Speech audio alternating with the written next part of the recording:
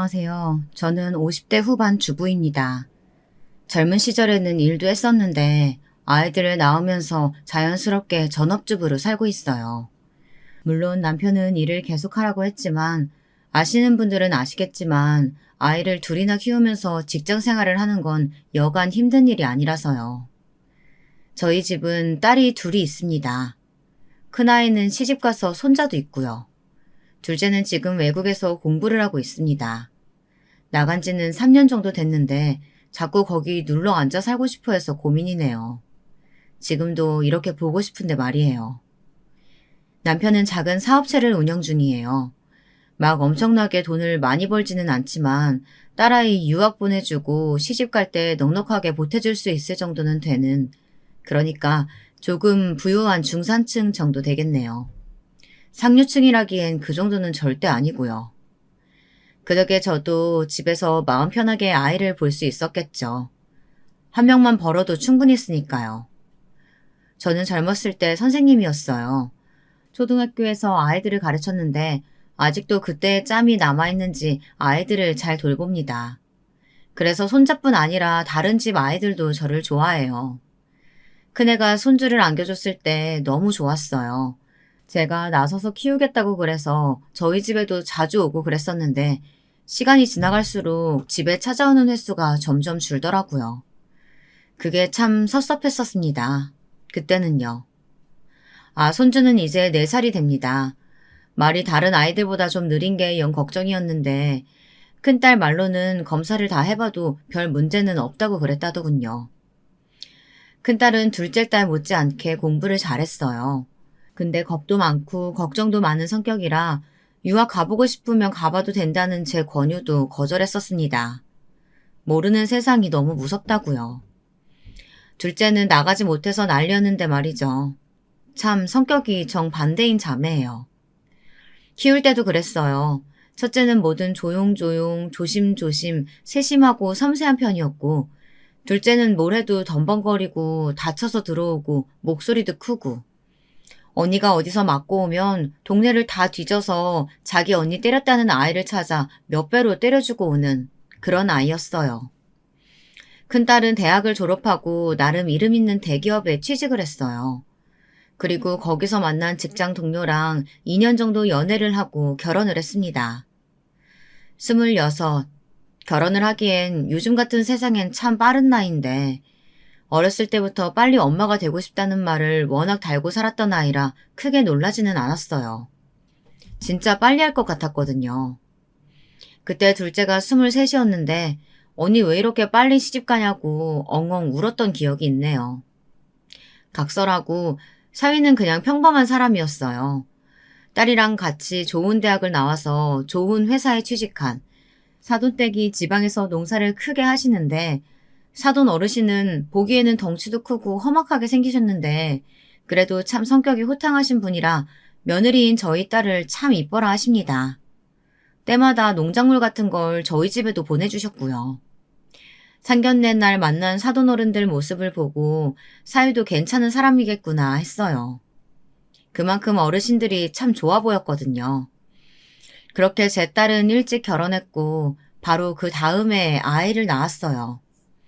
친구들 중에서 제가 할머니가 제일 일찍 됐는데 친구들은 좀 놀렸지만 사실 저는 좋았습니다. 아이를 좋아하거든요. 그래서 매주 저희 집으로 아이를 데리고 왔어요. 둘이 데이트를 하는 날에도 아이를 맡기고 가면 봐주기도 하고 딸아이가 체력적으로 좀 힘들다고 하면 며칠씩 저희 집에 아이를 두고 가기도 했습니다. 사실 지들이 봐도 제가 아이를 잘 보니까 그런 거였겠죠. 저에게 맡기고 여행이라도 며칠 다녀오는 날엔 그렇게 행복할 수가 없었습니다. 남편이 오죽하면 애 보면서 이렇게 좋아하는 사람은 당신밖에 없을 거라는 이야기를 몇 번이고 했을 정도니까요. 저는 그만큼 손주가 좋았어요. 너무 예뻤고요. 근데 아이가 어느 정도 크고 사위가 회사 일이 바빠지면서 저희 집에 오는 날이 점점 줄어들기 시작했어요. 그래서 아이를 보려면 제가 먼저 보고 싶다고 연락을 하거나 연락을 해도 오지 않으면 제가 아이를 보러 간 적도 있습니다. 그렇다고 둘째에게 말했더니 둘째가 그러더라고요. 엄마, 그거 되게 눈치 없는 걸 수도 있어. 뭐가? 내가 왜 눈치가 없어? 형부가 싫어할 수도 있다는 말이야.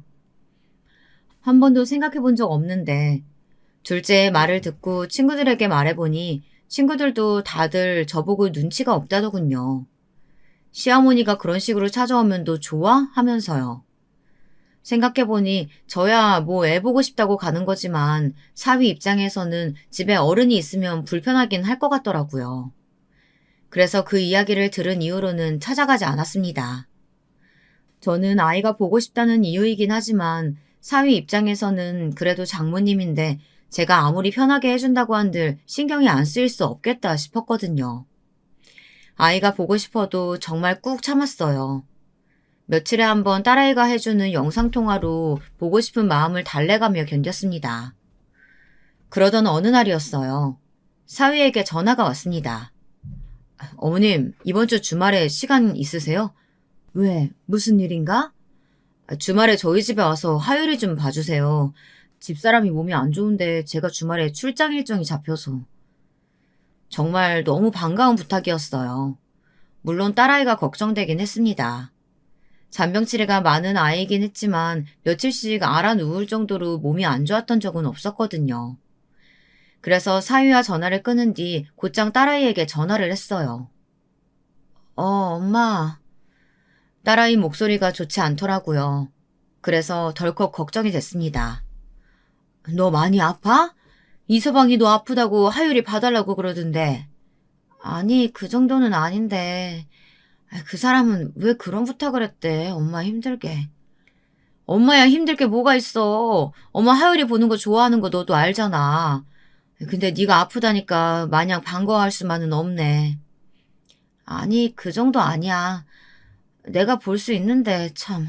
엄마 안 와도 돼요. 아니, 가.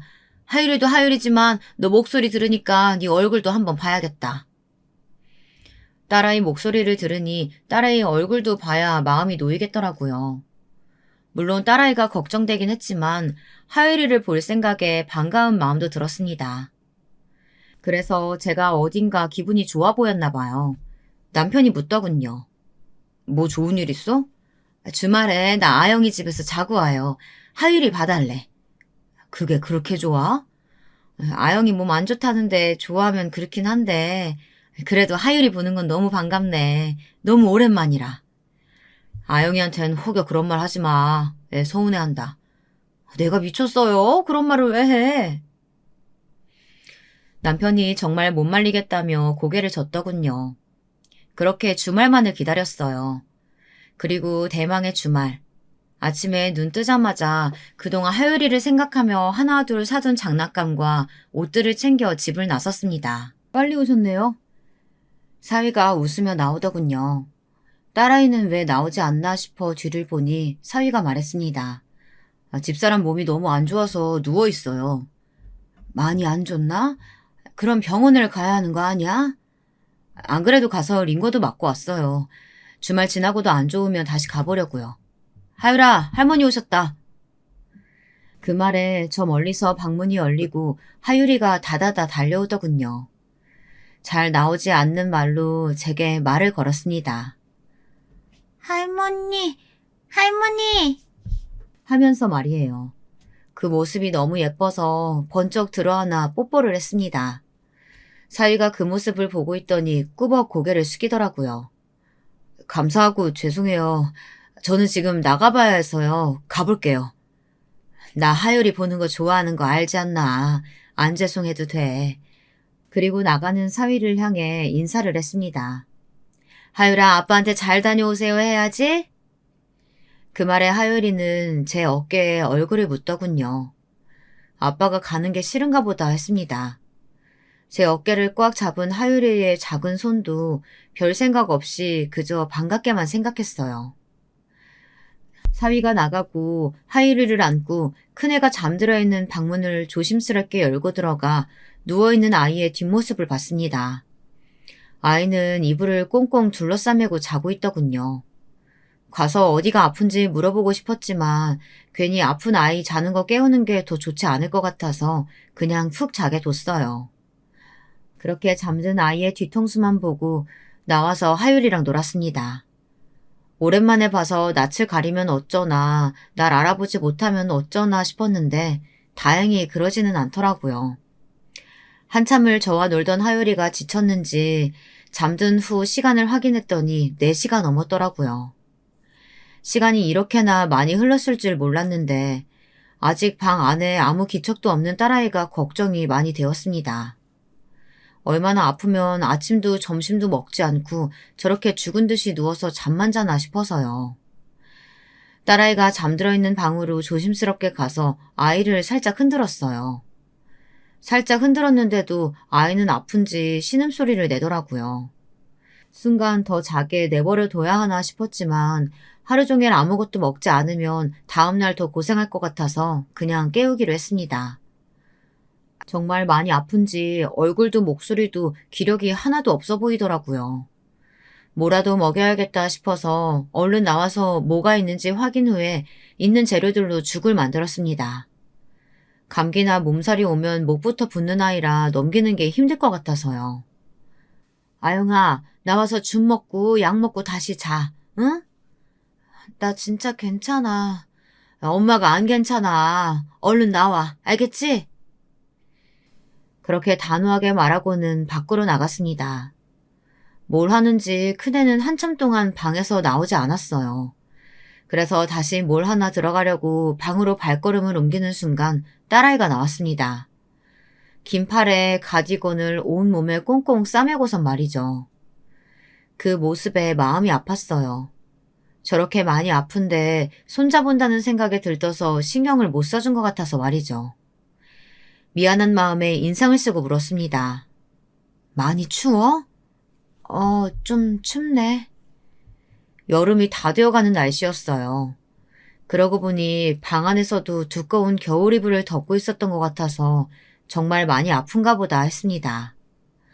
그제야 딸아이를 자세히 살펴보니 온몸에 힘도 없는 것 같고 평소에 그 반짝이던 피부도 푸석푸석 하더라고요. 여태 잤으면서 한시도 못 잔 사람처럼요. 눈도 퉁퉁 부어있고 죽도 먹는 둥 마는 둥.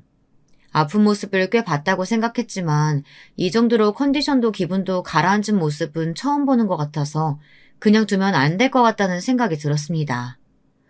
그래서 당장이라도 병원에 같이 가자는 생각으로 말했어요. 지금이라도 다시 병원 갈래? 아니! 놀랐어요. 갑자기 크게 소리를 질러서요. 제가 놀라서 눈을 크게 뜨고 바라보자 딸이 당황한 듯 손사래를 치며 말했습니다. 자기도 그렇게 큰 소리가 나온 걸 놀라하는 눈치였어요. 오늘만 지나면 나을 것 같아. 진짜 괜찮아. 병원 갔다 왔어. 그래. 안 그래도 이서방이 링거도 맞고 왔다더라. 그렇게 이야기하니 움찔하더라고요. 그 사람이 그래? 응. 왜, 아니야? 아니, 맞았어. 링거. 어딘가 찝찝함이 남는 대화였어요. 딸은 마지막엔 죽을 마시듯 먹더니 얼른 다시 방으로 들어가더라고요. 누워있고 싶어서 엄마 하율이 좀 잘 봐줘. 미안. 그러고 들어가서 또 나오지 않았어요. 어머니. 하율이가 어느새 잠에서 깼는지 설거지를 하는 제 다리를 잡더라고요. 물 묻은 손을 털어내고 얼른 아이를 안아들었습니다. 엄마는? 엄마도 맘마 먹고 들어가서 다시 자. 엄마 아야 하잖아. 엄마 아야 해. 맞아, 엄마 아야 해. 엄마, 아빠가 아야 했어. 이제 입이 트이려는 듯 자꾸 말하는 게 귀여워서 하율이가 하는 말을 계속 따라했어요. 근데 하율이가 하는 말이 이상했습니다. 아빠, 엄마, 맴매했어. 맴매? 아빠가? 누구를? 엄마를 맴매했어. 아빠가 엄마를 맴매했다고? 아빠가 맴매했어. 그 말을 듣는데 어딘가 쎄한 기분이 들었어요. 물론 아이가 그냥 하는 말이니 하고 넘길 수도 있는 문제였지만 좀 전에 큰딸이 제게 보인 반응이 자꾸 머릿속에 남았습니다.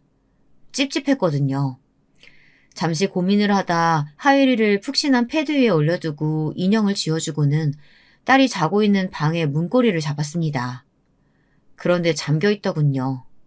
엄마 들어가. 이야기 좀 해. 잠시만. 나 옷 갈아입어서. 그리고 잠시 뒤 철컥하고 잠금장치 푸는 소리가 들렸습니다. 그리고는 다시 아이가 나타났어요. 땀을 뻘뻘 흘리고 긴팔을 입고 있더군요. 그런데 이상했습니다. 여기 누가 있다고 옷 갈아입는데 문을 잠궈? 제 말에 딸아이가 움찔하더군요. 그러면서 하는 변명이 더 말이 안 됐습니다. 습관이라 그래 그냥. 그렇게 말하는 딸아이의 눈동자가 흔들렸어요. 직감적으로 알 수 있었습니다. 무슨 일이 있긴 있다는 사실을 말이죠. 하유리가 그러던데 아빠가 엄마 맴매한다고. 그래서 엄마가 지금 아야 하는 거라고. 하유리가? 딸아이가 엄청 놀란 듯 눈을 동그랗게 뜨더라고요. 그리고 인상을 찌푸리더니 금방 제 눈치를 보며 어색하게 웃었습니다. 요즘 어디서 들었는지 이런저런 말을 많이 해. 입이 트이긴 하나 봐. 맴매도 어디서 들었나 보다. 그렇게 말하며 자신의 긴팔티를 자꾸 끌어서 뭔가를 가리려고 하더라고요. 그래서 딸아이의 손목을 확 잡았습니다. 아이가 아픈지 인상을 팍 쓰더라고요.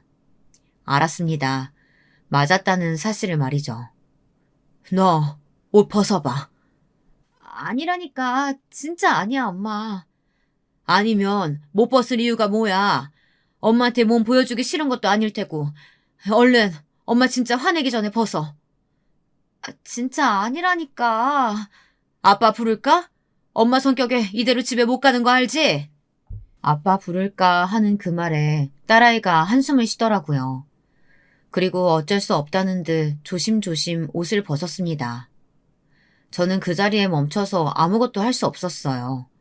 정말 누가 제 머리를 망치로 한 대 치고 간 것 같았습니다.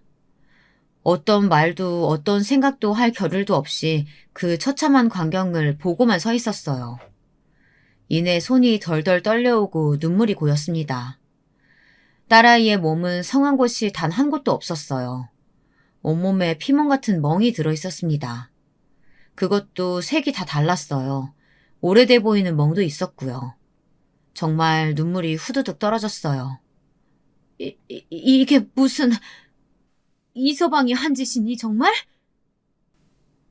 제 그 물음에 딸아이가 고개를 숙이고 울기 시작하더군요. 벌벌 떨려오는 손으로 딸아이 몸 전체를 제대로 만지지도 못하고 쓸었어요. 그리고는 다리에 힘이 풀려 풀썩 주저앉았습니다. 제 그 모습에 딸아이가 울면서 저에게 다가오더군요. 엄마, 너 이럴 때까지 왜 말 안 했어? 왜? 하면서 버릇처럼 들었던 팔을 아이의 멍이 가득한 팔을 보고 내려놨습니다. 그리고 엉엉 울었어요. 얼마나 울었을까. 정신을 차리고 물었습니다. 분노를 억지로 정말 억지로 가라앉혔어요. 당장이라도 그 새끼를 죽이러 가고 싶었지만 말이에요. 거짓말하면 엄마 진짜 화낼 거니까 사실대로 말해. 언제부터야? 딸이 아무 말도 하지 않고 입술을 깨물더군요. 그래서 소리쳤습니다. 말 안 해? 하율이 낳고 나서 처음에는 이 정도는 아니었는데 점점 심해졌어요. 왜 말 안 했어? 처음에는 손대고 나면 진짜 자기가 미쳤었다면서 싹싹 빌었거든. 나는 그걸 바보같이 믿었고. 그리고 요즘은 차마 말할 용기가 안 났어. 엄마가 얼마나 속상해할지 아니까. 그렇다고 이걸 참고 살아. 이 미련한 거사. 하면서 오열했습니다. 4년을 이렇게 지옥 같은 곳에서 악마 같은 새끼랑 살았다고 생각하니 온몸이 고통으로 찢어지는 것 같았어요. 그러다 번뜩 정신이 들었습니다.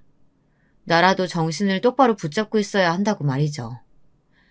가방 제일 큰 거에 네 짐 다 넣어. 엄마는 하율이 챙길 테니까.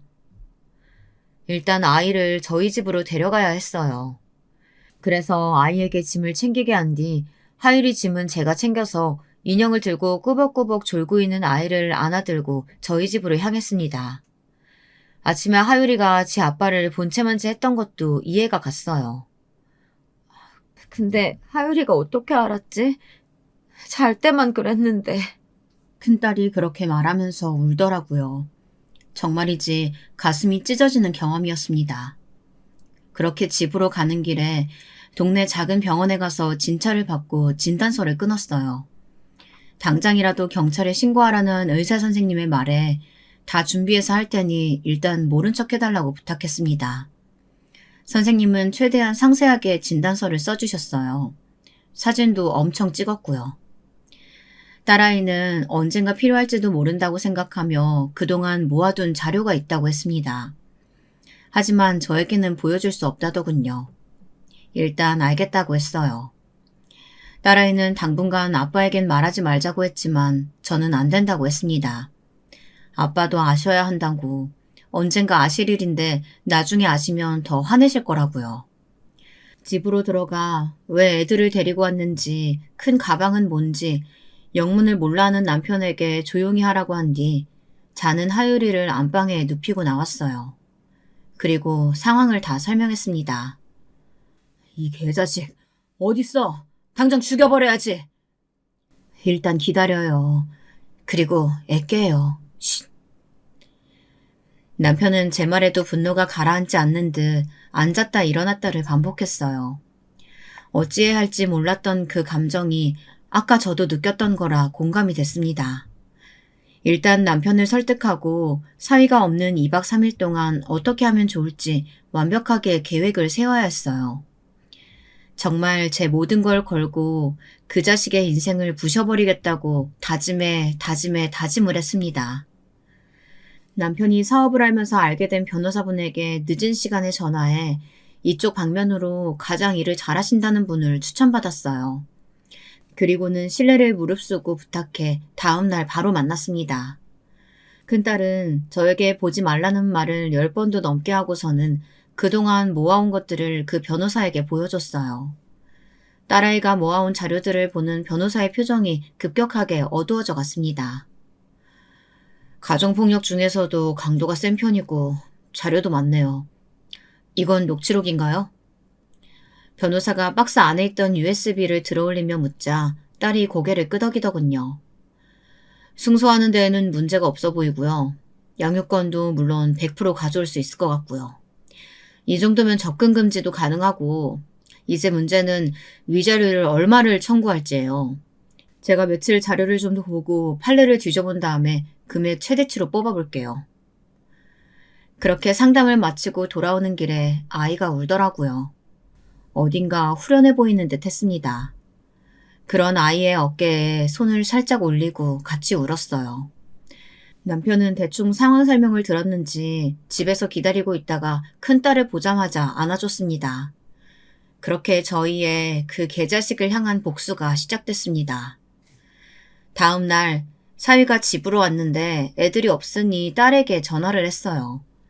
딸아이가 전화를 받지 않자 저 그리고 남편에게까지 전화를 했습니다. 모두가 받지 않으니까 뭔가 상황을 짐작한 듯 몇 시간 동안 잠잠했어요. 그리고는 딸아이의 휴대폰으로 문자가 한 통 왔습니다. 내가 미안하다고 싹싹 빌었잖아. 이렇게 나갔어야 했어?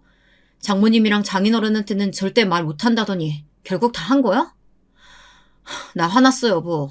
나 화내기 전에 하율이 데리고 들어와. 그 문자를 보자마자 분을 참지 못하고 사위에게 바로 전화를 걸었어요. 신호가 얼마간 가고 전화를 받더라고요. 장모님. 아영이 오늘부터 그 집에 안 들어가네. 그러니 찾지 말고 소송장 기다려. 그게 아니고요. 아니긴 뭐가 아니야. 애 아빠가 칼 들고 찾아가겠다는 거 겨우 말렸으니까 우리 앞에 얼굴 들이밀 생각하지 말고 얌전히 소송장이나 기다려. 알겠어?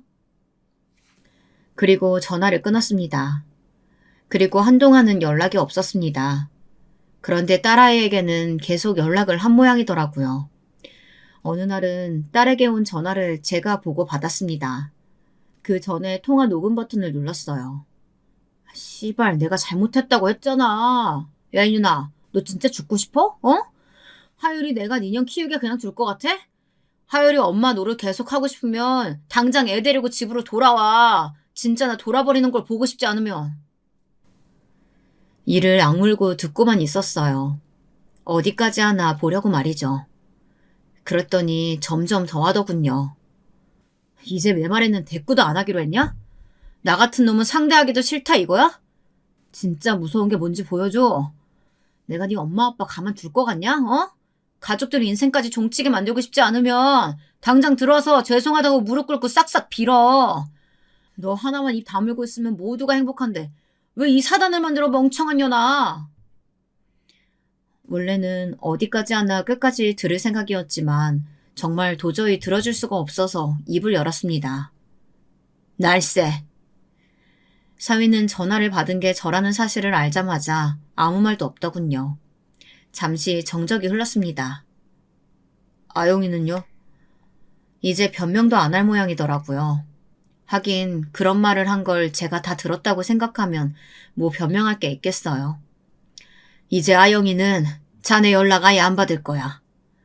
아영이 바꿔주세요. 왜?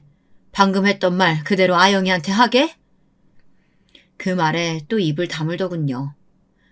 방금 자네가 한 말 그대로 녹음됐으니까 앞으로는 말 가려서 해. 아, 씨발. 녹음했다는 말에 나지막히 욕을 내뱉고는 바로 끊더군요. 아무래도 무섭긴 무서웠나 보죠. 그렇게 며칠이 또 지나고 소송이 시작됐어요. 집으로 서류가 날아간 것 같더라고요. 사위가 집 앞에 무릎을 꿇고 있었습니다. 다시는 이런 일 없도록 하겠습니다. 정말 죄송해요. 이미 몇 번이고 무릎 꿇고 그런 말 했었다고 들었네. 소용없으니까 가봐. 내가 내 딸이 몇 년간 맞아온 걸 알았는데 그 지옥 같은 집에 다시 보낼 거라고 생각하나? 죽어도 그런 일이 일어나지 않으니까 진짜 죄송한 마음 하나라도 있거든 순순히 다 인정하고 처벌 받을 건 받아. 남편은 정말 사위를 보면 죽여버리고 싶을 것 같다고 집 안에서 나오지 않았어요. 사실 딸이 무슨 일이 일어날지 모른다며 지 아빠를 붙잡고 있었던 것도 있고요. 제가 그렇게 말하니 사위가 벌떡 일어나더군요. 그리고 표정이 험악해졌습니다. 진짜 이러실 거예요? 에? 자네 아직도 상황 파악이 안 되나? 아영이랑 하율이는 절대 그 집으로 다시 돌아가지 않아. 그리고 자네가 이럴수록 자네한테 불리한 건 알지? 씨발 진짜 딸 이혼녀 만들면 퍽이나 좋으시겠어요. 네? 그 말을 듣고도 기가 차더군요. 요즘 같은 시대에 그게 무슨 흠이라고 그딴 걸로 협박을 생각할 수 있는지 말이에요. 제가 기가 막히다는 듯 헛웃음을 지으며 대답했습니다. 요즘 세상에 그건 흠도 아니지만 설사 그렇다 하더라도 맞고 사는 것보단 1000만 배 나으니까 돌아가. 그런 거 안 통해. 자네 안 가면 경찰 부르겠네. 경찰? 불러. 집안 싸움이라고 하면 돼. 그러면 돌아가는 거 몰라? 왜? 그전에는 그랬나 보지? 그럼 자네 아버지한테 연락하는 건 어떻나? 그 말에 사위가 눈에 띄게 움찔하더군요. 사돈댁 어르신을 사위가 굉장히 무서워한다고 딸에게 전해 들었던 적이 있습니다. 워낙 엄하고 무서운 신 분이라는 이야기를 많이 들어서 인사 갈 때 무서웠는데 자기한테는 다정하시다고요. 아마 추측컨대 자기 아들 성향을 알아서 그렇게 무섭게 군 걸 수도 있겠더군요.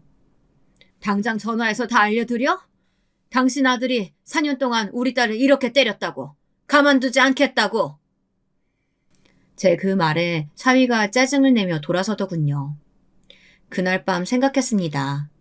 이대로 소송만으로 끝내기엔 너무 분하다고 말이죠.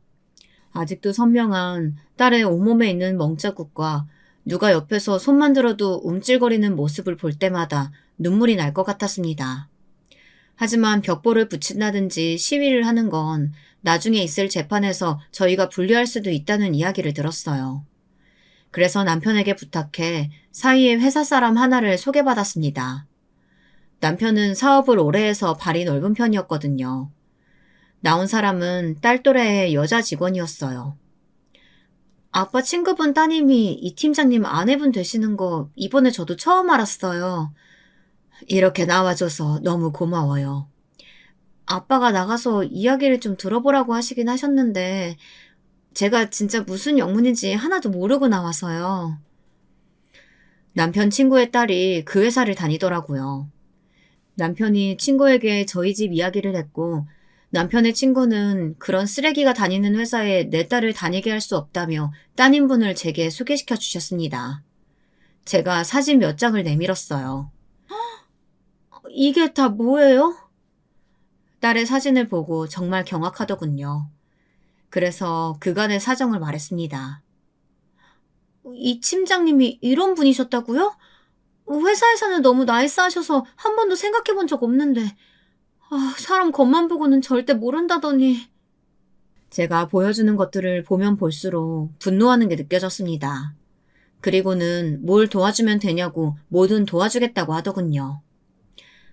그냥 이 팀장이 부인을 때려서 전치 5주가 나왔다더라. 그래서 지금 이혼 소송 중이라던데 이런 소문만 좀 퍼뜨려줘요. 아빠한테 들었다면서. 그거야 너무 쉬운 일이긴 한데 그 정도로 괜찮으시겠어요? 원래 이런 소문은 금방 퍼지잖아요.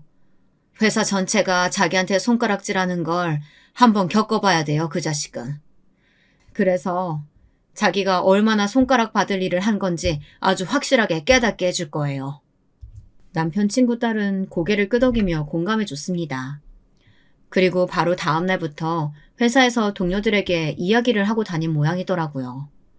회사 전체에 정말 하루 이틀 만에 소문이 다 퍼졌다고 남편을 통해 전해 들었어요. 평소에 그런 이미지가 아닌 사람이라 그런지 회사 내에서도 다들 엄청 충격받아 한다고들 하더라고요.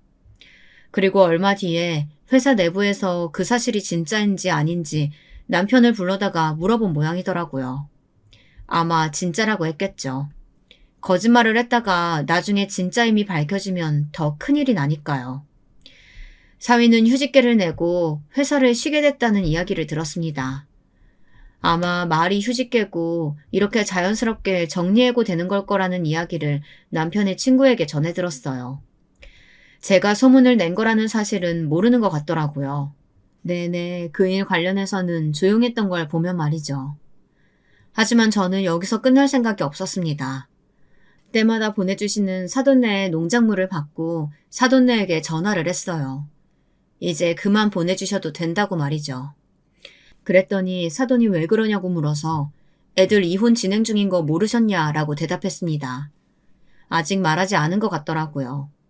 사위가 바로 득달같이 저를 찾아왔습니다. 아버지께 말하셨어요?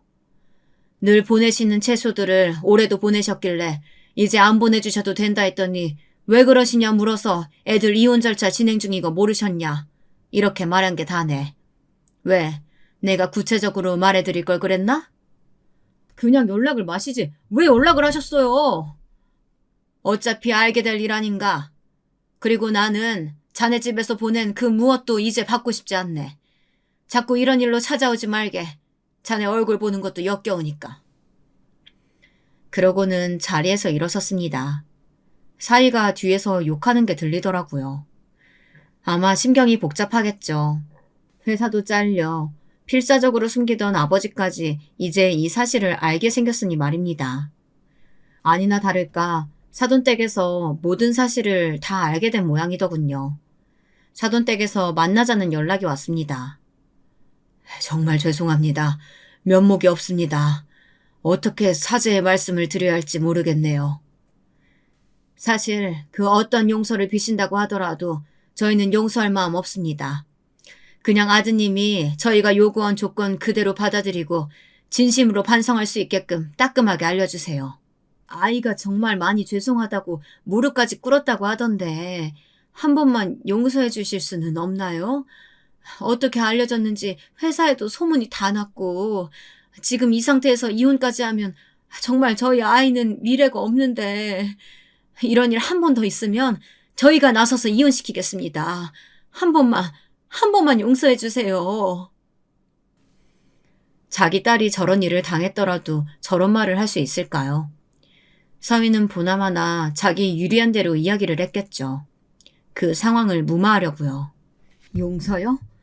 사돈 어르신은 사돈 어르신 자식이 맞았대도 용서를 하실 수 있겠어요? 네? 물론 힘드신 건 압니다. 아는데 그래도 둘 사이에는 하율이도 있고. 더 이상 들을 가치도 없는 말을 늘어놓는 것 같길래 그 앞에 사진을 한 장 던졌습니다. 이걸 보고도 그런 말씀 하실 수 있는지 궁금하네요. 딸의 맞은 몸이었어요. 이걸 들고 다니면서 증거로 제출하고 보여줘야 하는 제 마음이 상상이나 가실지 모르겠네요. 제 딸이 이렇게 맞았습니다. 그 지옥 같은 집에 그 악마 같은 새끼랑 다시 살게 할 마음 단 하나도 없어요. 그러니까 그런 말도 안 되는 소리 하실 거면 돌아가세요. 그리고 다시는 찾아오지 마시고요. 아, 참고로 말씀드리면 이건 빙산의 일각에 불과합니다.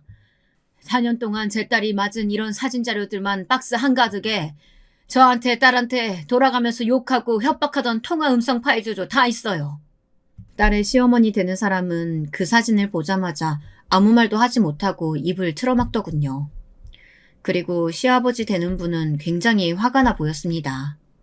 물론 저 말고 자신의 아들에게 말입니다. 아니, 어떻게 이런... 보셨으면 아시겠죠? 다시 살라는 그런 끔찍한 소리는 입 밖에도 내지 마세요. 두 사람은 돌아갔습니다. 그리고 나중에 듣기로는 그날 자신의 아버지에게 정말 죽지 않을 만큼 맞았다고 하네요. 판사가 합의를 권하는 자리에 나왔을 때 아직 얼굴에 지워지지 않은 멍을 보니 맞는 것 같더라고요. 회사고 동네고 그리고 자신의 고향까지 소문이 다 난 모양이었습니다. 부인을 때려서 이혼을 당했다는 사실이 말이죠. 회사도 잘리고 재산도 상당 부분 저희에게 위자료를 지급했어요. 당연히 양육권도 저희가 가져왔고요. 딸은 하율이가 어느 정도 클 때까지 저희 집에서 같이 살기로 했습니다. 미국으로 간 것 같더라고요. 한국에서는 당연히 살기가 힘들었겠죠. 그래서 둘째에게 연락을 했어요. 저는 그 자식이 편안하게 사는 꼴을 절대 그냥 두고 볼 생각이 없었거든요. 뭐? 그 자식이 미국에 왔다고? 지 언니가 그런 일을 당할 때 옆에 있어주지 못해 미안하다고 전화해서 밤새 울던 둘째였어요. 지 언니가 누군가에게 맞으면 어느 동네라도 찾아가서 몇 배로 때려주고 했던 아이라 가만 있지 않을 거라고 생각했습니다. 아니나 다를까 교포사회에서도 금방 소문이 다 난 것 같더라고요. 멍청하게 가도 지 처제가 몇 년째 살고 있는 미국, 그것도 LA로 갈 게 뭐랍니까. 진짜 언제까지 괴롭히실 거예요? 그래서 제가 대답했습니다. 내 분이 다 풀릴 때까지. 원하는 대로 다 들여드렸잖아요. 제발 그만하세요. 곧 미국에서도 들어왔다는 소식을 들었습니다. 한국 교민사회가 상당히 보수적인 집단이라 그런 소문이 한 번 나면 되돌릴 수 없다고 둘째가 그러더군요. 미국에서도 발붙이고 살 수 없을 거라고요. 저희 딸은 그간 상담을 열심히 받고 치료를 받으면서 많이 괜찮아졌어요. 이제 일도 새로 시작했고 그 전만큼 많이 웃습니다. 그리고 딸에게 호감을 보이는 청년도 생긴 것 같더라고요. 물론 아직 딸에는 누군가를 만날 마음이 없는 것 같긴 하지만요. 그냥 서서히 일상으로 돌아가는 게 기뻤습니다. 그 전의 모습들을 되찾는 것 같아서 말이에요.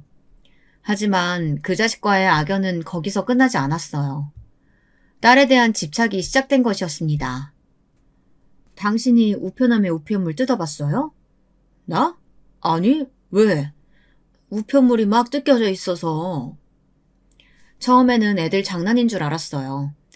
하지만 그게 몇 번 반복되니 영 찜찜했습니다. 그리고 어느 날은 집으로 보낸 사람이 없는 선물들이 오기도 했어요. 꽃다발이다, 과일이다 하는 것들 말이죠. 그 또한 처음에는 별 생각 없이 딸을 좋아하는 그 청년이 보낸 건가 했습니다. 그 사람이 자기 아니라던데? 어? 그때부터 무서워지기 시작했어요. 그리고 딸이 새벽마다 모르는 번호로 전화가 온다고 하더라고요. 그리고 누군가가 자기를 지켜보는 기분이 든다고. 근데 저도 최근에 그런 기분을 몇 번 느낀 적이 있었거든요. 그래서 너무 불안해진 마음에 집 앞에 조그만 CCTV를 따로 설치했습니다. 그리고 며칠 뒤 그걸 확인하고 정말 나자빠질 수밖에 없었어요. 그 자식이었습니다. 저희 집 현관에 귀를 대고 아내 소리를 듣는 듯한 모습이 고스란히 찍혀 있었어요. 텀을 보니 2, 3일에 한 번씩은 찾아와서 그렇게 저희 집 동태를 살피고 가는 것 같더라고요. 요 1, 2년간 전혀 그런 일이 없었기 때문에 뭐하고 사는지 몰랐는데 그러고 있더라고요. 좀 알아보니 지방에 아버지 농사일 도우러 내려갔다가 최근에 다시 올라온 모양이었습니다. 그리고는 곧장 스토킹을 시작한 것 같았어요. 요즘 뉴스에 왜 안전 이별을 못해서 맞거나 혹은 그보다 더한 일을 당한 여성들에 대한 이야기가 많이 나오잖아요. 그래서 그런지 정말 무서웠습니다. 경찰에 신고하니 이 정도로는 딱히 별다른 조치를 취할 수 없다고 하더군요. 그냥 딸아이에게 조심하라는 말을 했어요. 그래도 불안했습니다. 그러던 어느 날 마트를 다녀오는 길에 어딘가에서 비명소리가 났어요. 뭔가 제 딸의 목소리 같아서 얼른 달려갔더니 아니나 다를까 그 개자식이 딸의 손목을 잡고 있더군요. 내가 이렇게까지 비는데 이럴 거야? 진짜 다시는 안 그런다고. 이제는 용서해줄 때도 됐잖아. 나는 당신 얼굴만 봐도 아직 심장이 벌렁거리고 손발이 덜덜 떨리는데 이제는 용서해줄 때라니. 그걸 누구 마음대로 정하는데? 내가 잘못했어. 잘못했다니까? 가라고. 다시 찾아오지 마. 아, 씨발, 인연이. 그러고는 다시 제 벌을 개 못 준 듯 손을 들어 올리더라고요. 그 모습을 보고 제가 소리를 꽤 질렀습니다. 동네 사람들, 여기 남자가 여자 때려요. 그랬더니 그제야 저를 발견한 듯 사위가 당황하더라고요. 욕을 짓거리며 자리를 떴습니다. 괜찮아? 바로 딸애에게 가서 안아줬어요. 몸을 덜덜 떨고 있더라고요. 많이 괜찮아졌다고 생각했는데 한 번 있었던 일에 대한 트라우마는 어쩔 수 없나 보더라고요. 눈물이 나왔습니다. 그렇게 딸아이와 안고 있는데 아영씨 괜찮아요? 어떤 남자의 목소리가 들려왔어요. 고개를 들고 보니 전에 언뜻 본 적이 있던 청년이었습니다. 아영이를 좋아한다는 그 청년 말이죠. 괜찮다고 말해주고 둘이서 어디론가 가서 잠시 이야기를 나누더니 아영이만 돌아오더군요. 이야기를 들어보니 너무 무서워서 급하게 문자를 했답니다. 그래도 저나 남편보다는 해결이 빠를 것 같다고 생각했대요. 경찰이거든, 그 사람. 알고 봤더니 아영이 일을 조사하던 경찰이더라고요. 경찰서에는 몇 번 간 적이 없어서 저는 얼굴을 기억하지 못했는데 그러고 보니 낯이 좀 익는 것 같더라고요. 그 이후로 그 청년은 아영이 옆을 무슨 기사마냥 지키기 시작했어요. 경찰이라는 그 직업에 더 든든하다고 느꼈던 것도 있었던 것 같습니다. 그렇게 두 사람이 붙어 다니다 보니 아마 사위도 그 모습을 봤던 거겠죠. 그날 이후로 딸의 바뀐 번호를 어떻게 알아냈는지 자꾸 문자가 온다고 했습니다. 당신 연애해? 나를 두고 어떻게 그럴 수 있어? 그 새끼는 네가 이혼녀의 애엄마인 거 알아? 정말 징글징글했습니다. 동시에 무섭기도 했어요.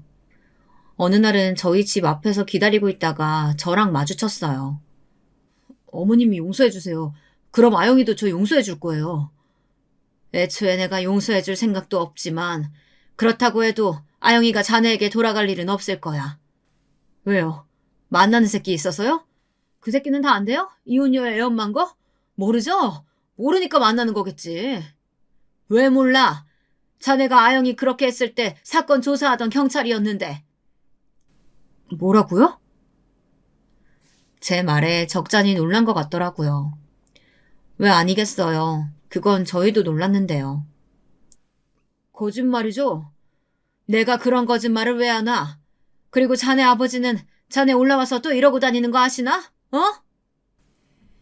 그 말에 또 인상을 팍 쓰더니 그대로 돌아가더군요. 그리고 한동안은 잠잠한 듯 했습니다.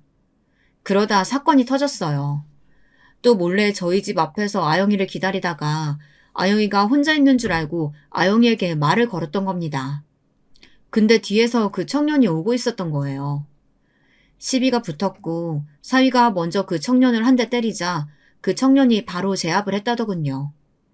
덩치도 힘도 딱 봐도 사위보다 더 크고 좋아 보이는 청년이긴 했거든요. 사위는 그대로 경찰서로 연행되어 갔습니다. 그리고 현행범으로 체포되었어요. 또다시 시골에서 전 시댁 식구들이 다시 올라왔습니다. 이 미친 새끼가 다시는 안 그러겠다 그래서 올려보내줬더니 또 쓰레기 같은 짓을 해? 너 죽고 싶어 진짜? 어? 하면서 자신의 아들 뺨을 세게 올려치더군요. 전 사위가 휘청했습니다. 죄송합니다. 그 와중에 딸의 전 시어머니는 저희에게 와서 또 용서를 구하기 시작했습니다. 정말 면목 없습니다. 정말 미안하다 얘야. 우리가 애를 다 잘못 키운 죄다. 저는 딱히 할 말도 용서하고 싶은 생각도 없어서 대꾸도 하지 않았습니다. 보나마나 이번에도 합의해달라는 말을 할 게 뻔했고요. 아니나 다를까 나중에는 제발 합의를 좀 해달라고 하더군요. 딸의 전 시아버지는 절대 합의해주지 말라고 저희에게 봐주지 말라 신신당부하시는 바람에 그 집 부부도 싸움이 좀 있었습니다. 그래도 합의는 해야 될 거 아니에요. 아들 전과자 만들 순 없잖아요. 갱생이 안 되는 새끼 자꾸 이런 식으로 봐주니까 더 정신 못 차리는 거 아니야. 없는 자식 치면 되지. 정말 난장판이었습니다. 그 와중에 전 사위는 딸이랑 만나는 그 청년을 향한 계속 적대감을 내비치는 바람에 조사도 제대로 진행이 되지 않았고요. 통상적으론 그 정도 일로 유치장에 구금되진 않는다고 들었지만 이미 딸애를 폭행해서 그 문제로 처벌받은 적이 있는지라 유치장에 구금이 됐어요. 그리고 저희가 합의를 해주든 말든 경찰로 넘겨질 거라고 하더군요. 경찰을 때린 것도 큰 이유인 것 같았습니다. 그렇게 집행유예이긴 해도 형을 받았다는 연락을 얼마 뒤에 듣게 되었어요. 그리고 아직까지는 제 딸 앞에 나타나지 않고 있어요. 아마 그 청년이 무서워서도 이유가 크겠죠. 요태는 자기보다 덩치도 작고 힘도 없는 사람들만 상대하다가 예상 밖의 상대를 만났으니 말입니다. 전 사위는 다시 시골로 잡혀간 것 같더라고요. 뭐 외국에 나갔다는 소문을 들은 적도 있는데 그건 아닌 모양이었습니다. 그렇게 무서워하는 자신의 아버지 옆에서 아마 꽤나 견디기 힘든 생활을 하겠죠. 제대로 된 인간이라면 과거를 후회하며 자신이 한 짓을 되돌아보겠지만 그럴 인간은 아니기 때문에 그냥 그렇게 평생 과거에 묶여서 살길 바랄 뿐입니다. 그러지 않기 위해 노력하는 저희 집 사람들과는 다르게 말이죠. 아직은 결혼 생각이 없는 것 같긴 하지만 딸아이는 그 청년과 잘 만나고 있습니다. 종종 저희 식구들과 밥도 먹고 그래요. 오랜만에 한국에 잠깐 들린 둘째가 그 청년을 보고 그러더군요. 사실 그전 그 새끼는 좀 쎄한 게 있었거든. 나는 저 사람은 좀 괜찮아 보이는 것 같아. 하율이 보는 눈도 다정하고. 그래도 딸아이는 선뜻 누군가와 다시 가정을 꾸리는 것에 대한 두려움이 있는 것 같더라고요. 충분히 이해했고 그 청년도 그래주는 것 같았습니다. 아, 우리 하율이 이야기를 좀 해야겠네요. 아마 아이가 말이 안 늘던 이유가 그 집에서 그 자식의 행태와도 관련이 있을 수도 있었을 것 같아요. 왜냐면 그 집을 나오고 자신의 아빠를 안 보기 시작하면서 아이의 말이 굉장히 빨리 늘었거든요. 이제는 어린이집에서도 말도 제일 많이 그리고 제일 잘한다고 담당 선생님이 말을 전해줬습니다. 집에서도 입이 쉴 새가 없어요. 그간 못한 말을 다 하기라도 할 기세로 말을 하고 있습니다. 그 조잘거리는 입이 어찌나 귀여운지 하율이 본다고 시간 가는 줄 모르는 생활을 하고 있어요. 나중에 너 다시 재혼하는 날 와도 하율이는 나 주고 가. 안 돼. 하율인 내 아들이야. 너보다 하율이가 더 좋은데 어떡하냐? 그건 좀 서운한데? 저희는 평화롭게 잘 지내고 있습니다. 물론 때때로 그때의 기억이 떠오르는 날이면 힘들어지기도 하지만 많은 시간을 웃으며 지내고 있어요. 어느 날 딸애가 그러더군요. 나만 참으면 모두가 행복해진다는 그 말에 그냥 참았었다고 말이죠. 혹시나 하율이를 못 보게 될 상황도 무섭고 내가 맞고 산다는 사실을 사람들에게 알리는 것도 부끄럽고 또 무엇보다 저와 남편이 이 사실을 알게 돼서 가슴 아파할 게 너무 걱정되었다고 말이죠. 그리고 처음에는 그 자식이 하는 말을 믿기도 했답니다. 다시는 안 그러겠다는 그 말 말이에요. 그렇게 점점 더 심해진 폭력에 어느 순간 자신도 익숙해져 가는 게 무섭기도 하면서 한편으로는 다행이라 여긴 적도 있었다고요. 하지만 이 모든 상황이 지나고 돌이켜보니 결국 내가 있었던 그곳이 지옥이었고 자신은 악마와 살았던 게 맞다고 말했습니다. 그리고 이런 상처는 부끄러워할 것도 아니라는 사실도 말이죠. 사람은 결국은 어떤 상처를 이겨내는 힘을 다들 가지고 있으니까요. 아직은 힘든 날도 종종 있긴 하지만 결국엔 시간이 우리의 상처를 더 흐리게 해줄 겁니다. 물론 흉은 남을지언정 말이에요. 저희는 그날을 위해 오늘도 최선을 다해 행복할 예정이에요. 물론 내일도 말이죠. 이 이야기를 들으시는 분들도 혹시나 남들의 시선과 혹은 누군가가 속상해할 것을 걱정하거나 내가 잘못하지도 않은 일에 부끄러워하신다면 전혀 그럴 필요가 없습니다. 그런 생각들이 오히려 가해자가 더 당당해질 수 있게끔 만들어주는 거니까요.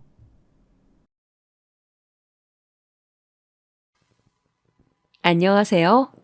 저는 얼마 전 파혼을 한 경험이 있는 이제 막 30살이 좀 넘은 여성입니다.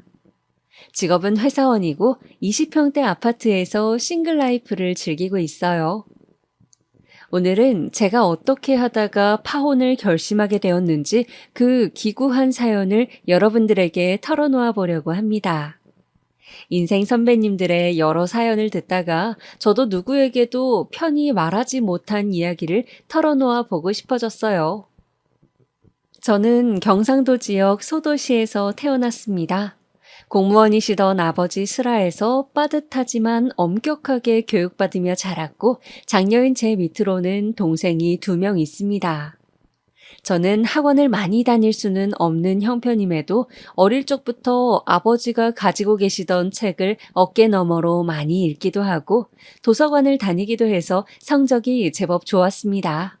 다 어릴 적에 책을 많이 읽은 덕분인 것 같아요. 그래서 소위 제가 고등학생 때 말하는 인서울대학에 붙어 서울로 상경하게 되었습니다. 제 나이 20살, 인생에서 가장 꽃다운 나이였죠. 부모님은 다 큰 딸을 타지에 보내는 게 마음에는 걸리셨지만 그래도 서울에 좋은 대학을 간다는데 보내줘야지 하시며 학교에서 걸어서 5분 거리에 있는 원룸을 전세로 얻어주셨습니다. 그렇게 시작한 대학 생활은 재미있었어요. 사실은 제가 사투리를 쓰다 보니 애들이 나를 무시하면 어쩌나 겁도 나고 긴장도 됐었는데 신입생 OT 가기 전날 얼마나 걱정을 했는지 모르겠어요. 과연 내가 깍쟁이라는 서울 애들과 잘 지낼 수 있을까? 그런 걱정이 머릿속을 계속 맴돌았습니다.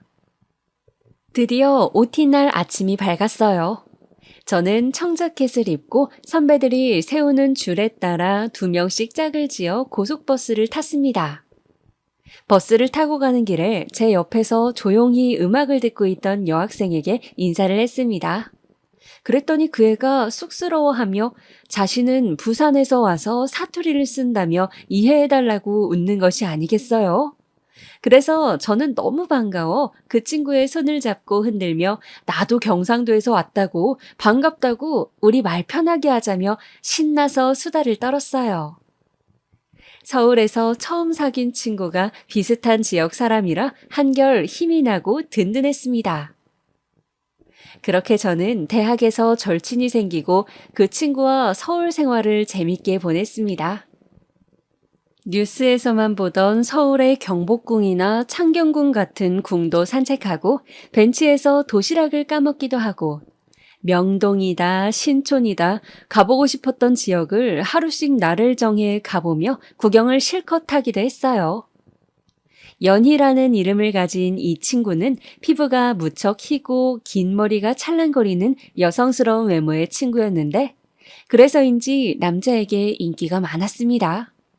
자연스럽게 이 친구와 어울리다 보니 저도 남자친구들과 어울리게 되었는데 여중 여고만 나왔던 터라 처음에는 남자들과 이야기를 하는 것이 어색하고 영 맞지 않는 것 같았지만 그냥 사람으로 생각하고 편하게 말하면 된다는 연희의 이야기를 듣고 나니 마음이 편해지는 것 같았습니다. 그러다 저는 연희와 단체 소개팅을 하게 되었어요.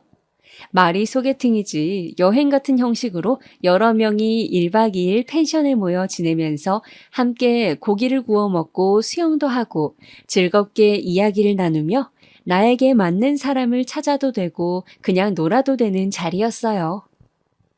그동안은 소개팅이다 하면 나가서 파스타나 피자를 먹으며 잘 차려입고 상대방을 만나는 그런 만남들을 주로 가져왔었기 때문에 연희와 저는 그런 자리가 굉장히 신선하고 재미있게 다가왔습니다.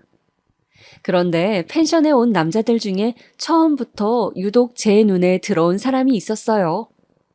그 사람은 평균 정도의 키에 깔끔한 카키색 니트에 베이지색 면바지를 입고 하얀 운동화를 신고 있었는데 제가 사고 싶었던 브랜드 한정판 운동화였습니다. 디자인이 조금 난해하다는 평을 받는 그 신발을 실물로 보는 건 저도 처음이었어요. 저는 저 운동화가 진짜인지, 저 사람이 어떻게 저걸 샀는지, 그리고 어떻게 저 디자인이 저렇게 잘 어울리는지 등의 여러 생각이 그를 본 순간 동시다발적으로 떠오르면서 그에게 말을 걸어보고 싶었습니다. 그러나 워낙 내성적이고 숫기 없는 성격인지라 어떻게 말을 걸어야 할지 고민이 되더군요. 그래서 저는 연희에게 도움을 청했습니다. 연희는 저에게 걱정 말라고 큰 소리를 땅땅 치더니 곧 저녁이 되어 바베큐 시간이 되자 자연스럽게 고기 굽는 쪽으로 저를 데리고 가더군요. 그 남자는 땀을 뻘뻘 흘리면서 고기를 굽고 있었어요. 저와 연희는 그 근처에 있으면서 이야기를 하기도 하고 고기를 주워 먹기도 하고 그에게 그릇에 먹을 것을 덜어주기도 하면서 대화를 시도해 보았습니다. 마침 그 남자의 친한 친구인 야구 모자를 쓴 분을 연희는 마음에 들어했기에 서로 한 명씩 공략을 하며 그렇게 저녁 시간을 보냈습니다. 그들도 우리의 그런 관심이 싫지는 않은지 이야기를 잘 받아주고 또 저녁 먹고 넷이서 산책을 가보자는 이야기도 하더군요. 저는 그렇게 그 운동화남과 산책을 하며 처음 이야기를 제대로 나눠볼 수 있었어요. 설레는 마음으로 가디건을 걸쳐 입고 나선 산책길.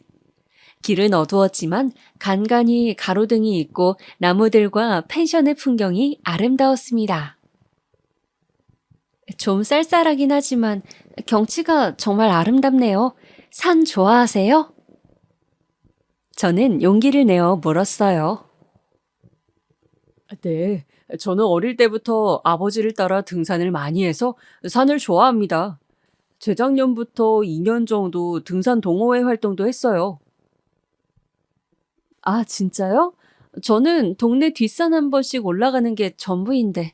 그러면 다음에 등산 모자 살 때 혹시 브랜드 추천해 주실 수 있을까요? 아, 등산 모자 사시게요? 어떤 디자인이 필요하세요? 땀 흡수 잘 되는 거? 아니면 햇빛 잘 가려주는 거요?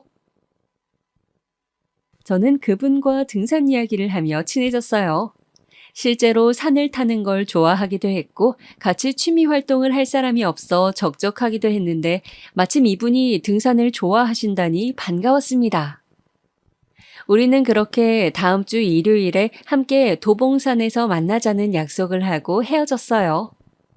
연희에게 펜션 여행에서 돌아오고 난 후 사실 그분과 이번 일요일에 도봉산으로 등산을 가기로 했다고 하자 연희는 저에게 잘 되었다며 자신과 그 야구 모자를 썼던 분도 데이트를 하기로 했다고 4명이서 같이 등산을 가보면 어떻겠냐고 등산을 마치고 내려오는 길에 파전에 동동주를 먹자고 신나하더군요. 그렇게 우리 네 명은 더블 데이트를 종종 하는 사이가 되었습니다. 저도 연희도 비슷한 시기에 정식으로 사귀자는 말을 들었고 둘 다 남친이 생겼죠. 저의 친한 친구와 남자친구의 친한 친구가 사귄다는 것은 처음에는 장점이 많다 생각했지만 시간이 지날수록 단점도 드러났습니다. 둘만 오붓하게 뭘 하기가 괜히 친구에게 눈치가 보이기도 하고 또 한 커플이 다투게 되면 서로 자기 친구 편을 들다 보니 싸움이 번져 결국 우리까지 싸우게 되는 일이 허다했어요. 그래서 넷이 놀러 다닐 때는 세상 행복하고 좋았습니다. 지금 생각해봐도 정말 좋았던 시절인 것 같아요. 넷이서 카메라를 들고 경주로 벚꽃 여행을 떠났던 기억, 그리고 계곡에 놀러 가서 옷을 적시며 넷이서 물장구를 치고 놀다가 근처 식당에서 삼겹살을 구워 먹었던 기억, 그런 추억들이 우리 넷의 가슴에 쌓여갔습니다. 그러던 중 연희가 어느 날 저에게 할 말이 있다며 커피숍에서 따로 보자고 하더군요. 남친이 생긴 이후에는 따로 만난 적이 많지 않았는데 어쩐 일인가 하고 저는 약속 장소로 갔습니다. 연희는 그 좋아하는 아이스 바닐라 라떼를 앞에 놓고도 한 모금도 마시지 않고 계속 우물쭈물 대는 것이었어요. 왜? 무슨 할 말 있어? 오늘 바닐라 라떼 안 먹고 싶어?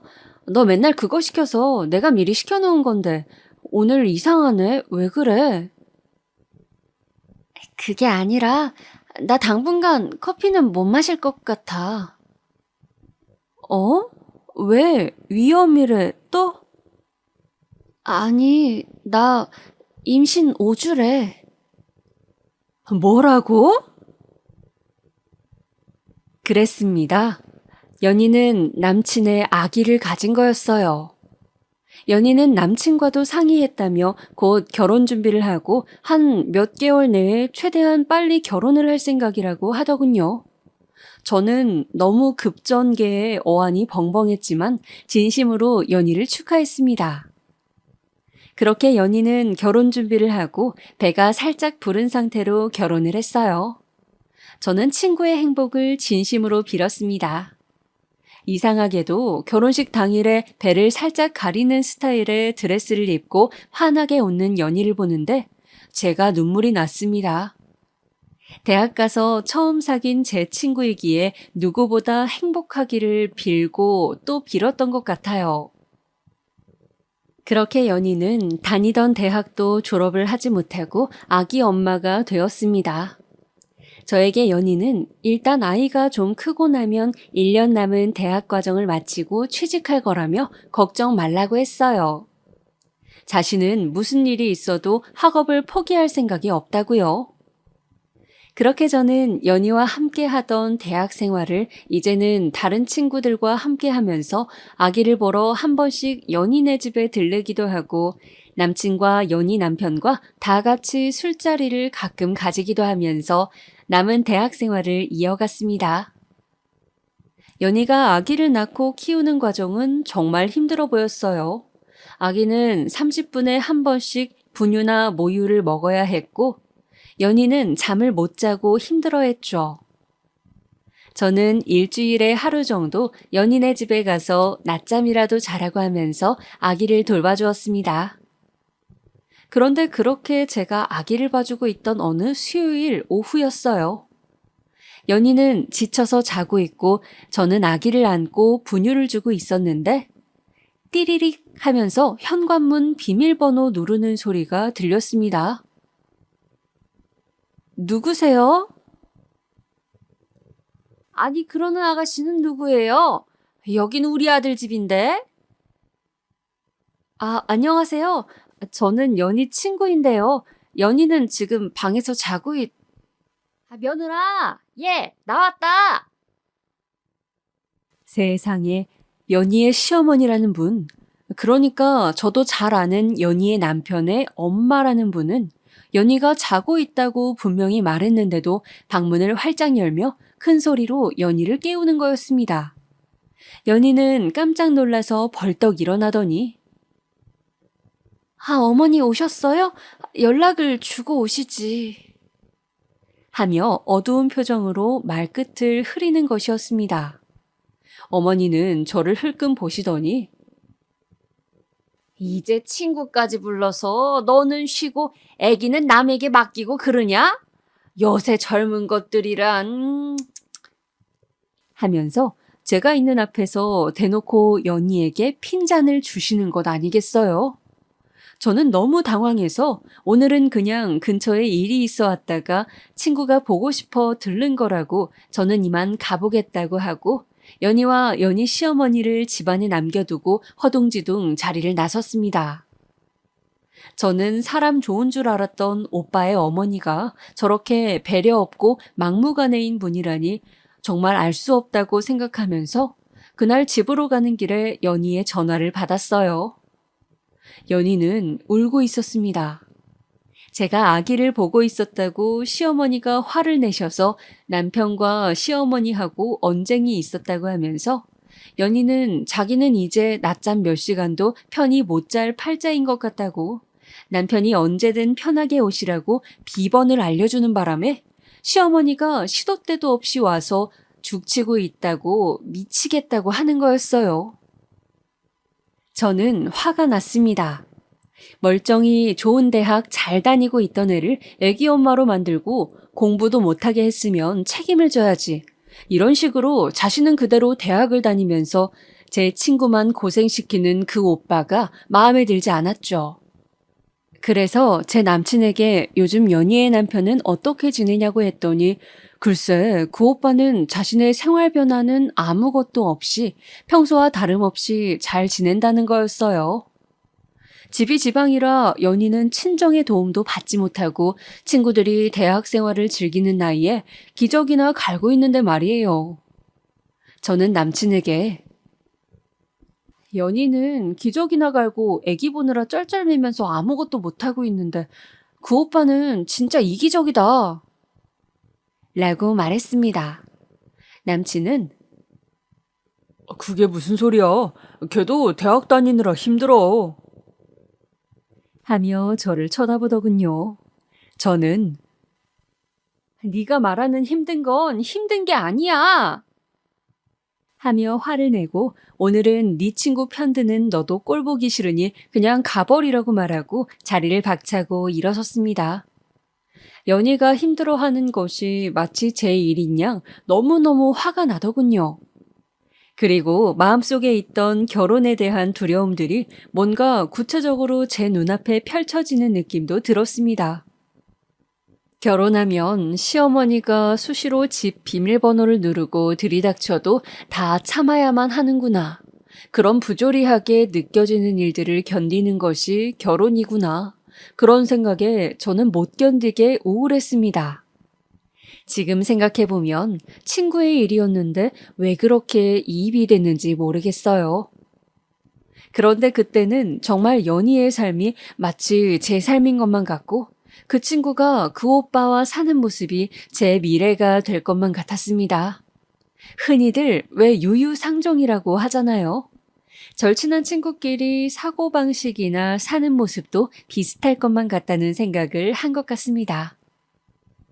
제가 그렇게 하루하루 짜증을 내자 남친은 대체 내가 생각이 드는지 요즘 왜 그러냐고 캐묻더군요. 저는 제 생각을 솔직하게 남친에게 말했습니다. 친구는 유유상종이라 하는데 연희 사는 꼴을 보니 결혼하면 너도 나를 그렇게 고생시킬 것 같다고 하니 남친은 그 친구와 나는 사는 게 다르고 우리는 상황도 다른데 왜 그렇게 생각하냐며 손을 잡고 저를 달래주었습니다. 그리고 친구네는 연희도 대학을 졸업하지 못했고 그 친구 역시 지금은 졸업을 앞두고 바빠서 그렇지 친구가 취직을 하고 나면 상황이 좋아질 것이라고 지금은 시댁 돈에 의지해서 살아가고 있으니 친구 어머니가 그러셔도 참을 수밖에 없다고 말했어요. 우리는 어차피 결혼을 해도 서로 직장을 가진 다음에 할 건데 무슨 걱정이 그리 많냐고 말이죠. 저는 남친의 이야기를 듣자 화가 나고 불안했던 마음이 조금 가시는 것 같았습니다. 남친의 말이 현실적으로 맞는 말이기도 했고, 저 역시 너무 감정적으로 연희에게 이입을 한 것 같다는 생각도 들었죠. 그 후로 저는 남친과 성실하게 사랑을 키워갔어요. 연희의 아이가 자라 어린이집을 가고 할 때쯤 저는 대학을 무사히 졸업하고 취업 준비를 하고 있었습니다. 가고 싶은 외국계 회사가 있어서 그 회사에 들어가기 위해 스터디도 하고 면접 준비도 하느라 무척 바빴죠. 남친 역시 자신이 가고 싶은 공기업이 있다며 열심히 준비를 했습니다. 서로의 취직을 응원하면서 우리는 그렇게 최선을 다해 하루를 살아갔죠. 다행히도 저와 남자친구는 무사히 취업에 골인했습니다. 보통 2, 3년씩 취업 준비를 하는 요즘의 시대에 비추어 보면 둘 다 굉장히 빨리 취직을 한 셈이었어요. 저는 취직하고 한동안은 회사 분위기 적응하며 눈치 보랴, 또 회사에 입고 갈 옷을 사랴, 첫 월급을 탄 주말에는 고향에 내려가서 부모님께 고기를 사드리고 내복 드리랴 정신없이 취직 첫 해를 보냈습니다. 연희에게도 연희가 대학 다닐 때 좋아했던 마카롱을 잔뜩 사들고 애기도 볼 겸 놀러를 갔어요. 그런데 제가 바빴던 1, 2년 사이 연희의 얼굴은 많이 수척해져 있었습니다. 어디가 안 좋은 건지 살도 많이 빠지고 뭔가 기운도 없어 보였습니다. 제가 좋아하던 항상 밝고 긍정적이던 연희의 모습이 아니었어요. 저는 마카롱을 먹다가 연희에게 물었습니다. 연희야, 요새 무슨 일 있어? 아니야. 일은 무슨. 애 키우느라 힘들어서 그러지. 혹시 무슨 일 있으면 나한테는 이야기해도 돼. 누구한테도 말 안 할게. 마음에 걱정이 있으면 얼굴이 어두워 보이잖아. 너 지금 얼굴이 너무 안 좋은 것 같아, 연희야. 그게... 저기, 남편이 여자가 있는 것 같아. 뭐라고? 그게 무슨 소리야? 그렇게 연희는 저에게 남편이 여자가 있는 것 같다고 채팅창을 우연히 보게 되었는데 그 여자랑 반말로 오늘 언제 올 거냐는 둥, 보고 싶다는 둥 그런 말들을 주고받고 있었고 혼자 몰래 알아보니 구체적인 증거가 없으면 바람핀다는 심증이 있어도 인정받기 힘들다고 해서 지금 어떻게 해야 할지 혼란스러운 상태라고 했습니다. 저는 일단은 좀 더 지켜보라고 혹시 모르니 계속 찜찜한 마음이 들거든 증거를 수집해야 된다고 말했죠. 그리고 뭔가 확실한 것이 잡혔을 때 결판을 내야 한다고요. 저는 연희의 손을 꼭 잡고 무슨 일이 있고 혼자 하기 힘들면 나한테 꼭 이야기하라고 했습니다. 힘든 걸 혼자 견디지 말고 이럴 때 친구를 써먹으라고 말이죠. 힘들어하는 연희와 달리 남친과 저의 사이는 좋았습니다. 새로운 직장에서 서로 즐겁게 지내고 있었고 일주일에 한두 번 만나 맛있는 음식을 먹으며 한 주간의 일들을 이야기하기도 하고 몰아서 하루 종일 데이트를 하기도 했어요. 월급을 받게 되니 가고 싶은 맛집도 돈의 구애를 덜 받고 먹으러 갈 수 있어 그것 또한 즐거웠습니다. 하루는 동네에 맛있는 족발집이 있다고 해서 족발을 먹으러 갔습니다. 남친이 소주를 시켜서 저도 못 먹는 술이지만 그날따라 한 잔 마시고 싶어서 같이 마시다 보니 머리가 깨질 듯이 아프더군요. 제가 머리가 아파서 몸을 못 가누자 그는 걱정을 하면서 잠시 쉬고 가자고 하더군요. 그렇게 저희는 근처 모텔에 들어가게 되었습니다. 아무래도 사귄 지 오래되었기 때문에 저는 그와 그렇게 한 번씩 모텔에 가기도 하는 사이였는데 그렇게 밤을 보내고 다음 날은 같이 콩나물 해장국을 먹으러 갔습니다. 그런데 족발을 먹은 지 얼마쯤 지났을 때 갑자기 속이 답답하고 머리가 어지러운 것을 느꼈습니다. 어쩐지 몸이 처지는 것 같기도 하고 기운도 없고요. 그러고 보니 이번 달 생리를 건너뛰었다는 게 번뜩 생각이 나더군요. 등에서 식은땀이 흘렀습니다. 깜짝 놀라서 근처 약국으로 뛰어가 임신 테스트기를 해보니 아니나 다를까 두 줄이었습니다.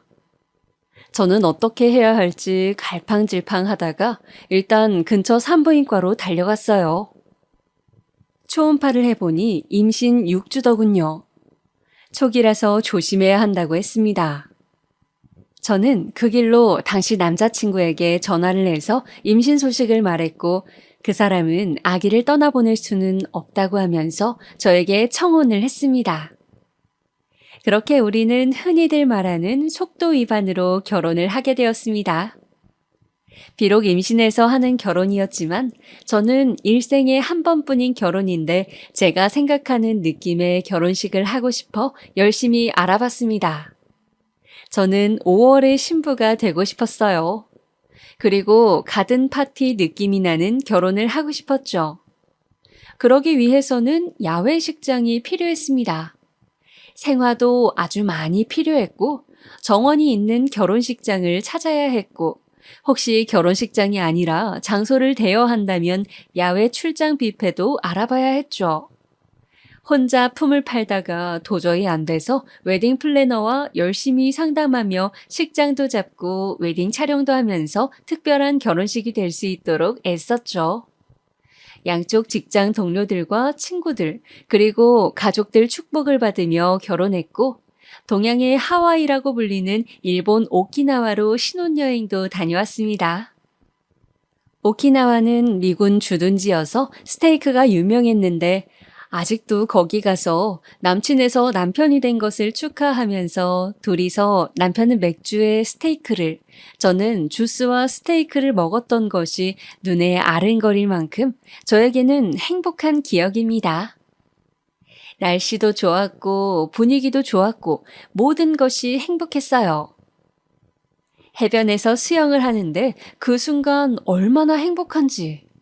이 사람과 살면서 항상 이런 기분으로 살 수 있다면 정말 좋겠다. 그런 생각도 들었습니다.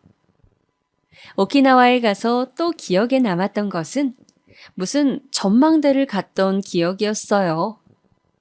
꼭대기 탑에는 종이 있었고 그 종을 울리면 소원을 들어준다는 곳이었는데 그곳에 가서 저는 저의 결혼 생활의 행복과 그리고 연희의 행복을 빌었습니다.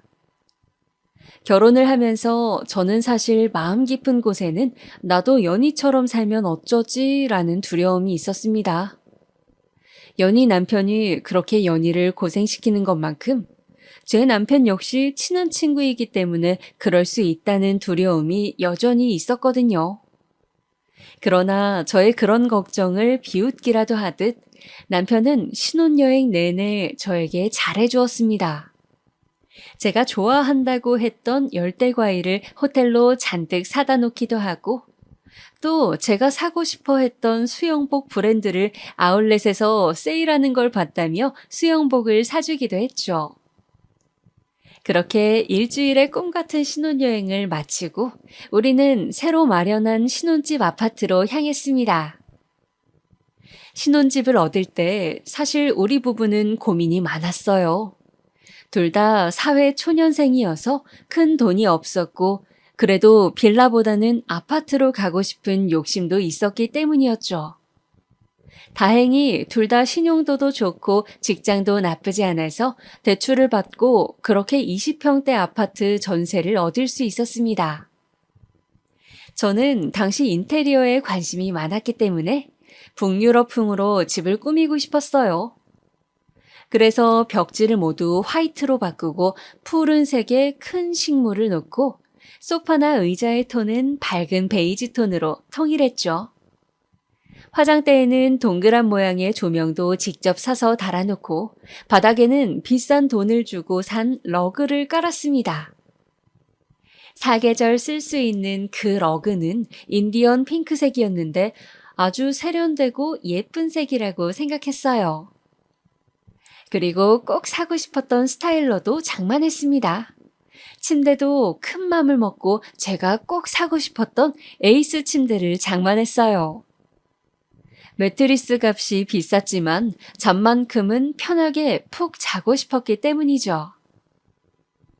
공항에서 집으로 돌아가면서 저는 둘이서 새로 시작할 그 집에서의 생활이 잔뜩 기대가 되었습니다. 아무래도 신경 써서 꾸민 만큼 집에 대한 애정이 컸던 것 같아요. 그런데 그렇게 기대에 부풀어서 집에 도착한 우리에게 기다리고 있는 광경은 정말 상상 이상이었습니다. 아파트 현관에 도착해서 저는 비밀번호를 누르려고 했어요. 그런데 실수로 예전 자취방 비밀번호를 눌러 그만 삐삐 소리가 나고 도어락이 잠깐 버벅거렸습니다. 다시 제대로 비번을 누르려고 하는데 갑자기 안에서 철커덕 소리가 나더니 누군가 문을 열어주는 거였어요. 바로 시어머니였습니다. 저는 너무 당황해서 몇 걸음 뒤로 물러나 멍하니 어머니를 바라보고 있었어요. 어머니는 그런 저를 물끄러미 보시더니 뭘 보고 있냐는 듯 왔으면 들어오지 않고 뭘 하니? 하고 말씀을 하셨습니다. 저는 어안이 벙벙해서 네, 대충 대답을 하고 집 안으로 들어갔어요. 그런데 집 안에는 더 가관이었습니다. 시아버지까지 집에 들어와 계셨고 두 분이 제가 힘들게 해외 직구로 산 그 러그 위에 불판을 놓고 삼겹살을 구워 소주와 함께 드시고 계시는 것이었어요. 그리고 제가 열심히 꾸며놓은 그 집 사방에 시부모님의 옷가지와 짐이 널려 있는 것이었습니다. 북유럽풍의 집은커녕 순식간에 사람이 산 지 몇 년은 된 듯한 지저분한 집이 되어 있었어요. 저는 너무 화가 나서 온몸이 부들부들 떨리는 것을 느꼈습니다. 그래서 남편을 조용히 방으로 끌고 가서 물었어요. 이게 어떻게 된 거야? 부모님이 왜 이 집에 와 계셔? 신혼집에 와서 이렇게 분탕질을 해놓으셔도 되는 거야? 아니, 분탕질이라니. 너 왜 그렇게 말을 심하게 하니? 그냥 내가 비번 알려드리면서 아들 집이니까 편하게 아무 때나 와서 며칠씩 쉬고 가시라고 했어. 그게 뭐 잘못이야? 벌써 와 계실 줄은 나도 몰랐지만. 하며 남편은 뒷머리를 긁적이는 거였어요. 저는 너무 당황해서 할 말을 잃고 말았어요. 도저히 안 되겠다 싶어 저는 남편에게 말고 그냥 시부모님께 바로 물어야겠다 생각하고 거실로 나갔습니다. 어머니, 갑자기 여기 왜 오신 거예요? 아니, 내가 내 아들 집에 오는데 왜? 뭐가 문제야? 그런 문제가 아니라 어머니, 여기는 저랑 신랑 둘이 사는 집인데 왜 마음대로 말씀도 없이 오셔서 심지어 잠까지 주무시고 자기 집처럼 삼겹살까지 구워 드시는 거냐고요. 얘 말하는 거 봐라. 아이 지금 그래서 내가 온 게 마음에 안 든다는 거니? 시골에 우리 집 수리하게 됐다. 수리가 오래 걸린다고 하니 한 2달은 여기서 지내려고 한다. 불만 없지? 저는 머리가 아파오는 걸 느꼈습니다. 아기가 있건 없건 아무 때나 들이닥치던 연희 시어머니 때의 생각이 나면서 연희네 남편하고 자신은 다르다며 열변을 토하던 남편의 말도 생각이 나더군요. 그래요, 달랐습니다. 연희네 남편보다 제 남편이 더 심각한 모질이었습니다. 저는 너무 화가 나서 이런 식으로 하려면 나도 친정에 가 있겠다고 하면서 그냥 그 자리를 나와버렸죠. 신혼여행 다녀오면서 들고 왔던 캐리어도 그냥 다 들고서 곧바로 고속버스를 타러 갔습니다. 가는 동안 눈물이 줄줄 흘러내렸어요. 내가 왜 이런 꼴로 쫓겨나듯이 고향으로 가야 하는지 너무너무 속이 상했습니다. 또 막상 가려고 하니 친정부모님께는 뭐라고 하나, 신혼여행 다녀오자마자 크게 싸웠다고 하면 엄청 걱정하실 것 같은데, 그런 생각이 들면서 저는 표를 끊을지 말지 망설이고 있었어요. 그때 연희에게 전화가 왔습니다. 저는 연희에게 어떻게 할지 이야기라도 해봐야겠다 싶어 얼른 전화를 받았죠. 연희는 제 남편이 화가 나서 자기 남편한테 전화를 걸어 막 소리를 지르며 하소연을 했다고 하며 자신이 조용한 곳을 알고 있으니 거기서 며칠 지내라고 주소를 알려주었습니다. 그리고 자신도 곧 1시간 안에 거기로 갈 테니 기다리라고 하더군요. 안 그래도 할 이야기가 있었다고 하면서요. 연희가 알려준 곳은 도심 외곽지에 있는 조용한 신축 빌라 건물이었습니다. 저는 이런 곳을 연희가 어떻게 알았으며 내가 여기 있어도 되는 곳인지 걱정도 되고 궁금하기도 했어요. 형편이 빠듯한 것으로 알고 있었는데 친척 집이라도 되는 건가 생각을 하면서 연희를 기다렸습니다. 그렇게 1시간쯤 지났을까? 띠리릭 문이 열리면서 연희가 들어오더군요. 평일 낮이라 아기는 어린이집에 있다고 하면서 연희는 우리 둘이 오붓하게 보는 거 오랜만이지? 하며 미소를 지었습니다. 어둡고 수척했던 지난번보다는 나아 보이는 얼굴이었습니다. 눈빛에 생기가 돌고 있었거든요. 저는 연희에게 눈물 범벅이 된 얼굴로 인사를 했습니다. 연희는 그런 제 모습이 짠해 보였던지 제 등을 토닥여주면서 오늘 아주 할 이야기가 많다고 했어요. 자신도 많이 고민했지만 그래도 할 말을 해야겠다고 하면서 저에게 마음 단단히 먹고 자신의 이야기를 들으라고 하더군요. 그리고 연희는 경악할 만한 이야기를 시작했습니다. 연희의 남편과 제 남편의 진짜 민낯에 대한 충격적인 이야기였습니다. 연주야, 나 있잖아. 진짜 오래 고민했어. 아기를 가진 너에게 너무 힘든 이야기가 될 것 같아서 이 말을 해야 하나 정말 고민을 많이 했단다. 그런데 너라도 나처럼은 살지 말아야 한다는 그런 생각이 들더라. 이 말을 듣고 네가 나와 같은 선택을 하든 그렇지 않든 나는 상관없어. 네가 네 남편을 택하고 나와 안 보고 살겠다고 해도 괜찮아.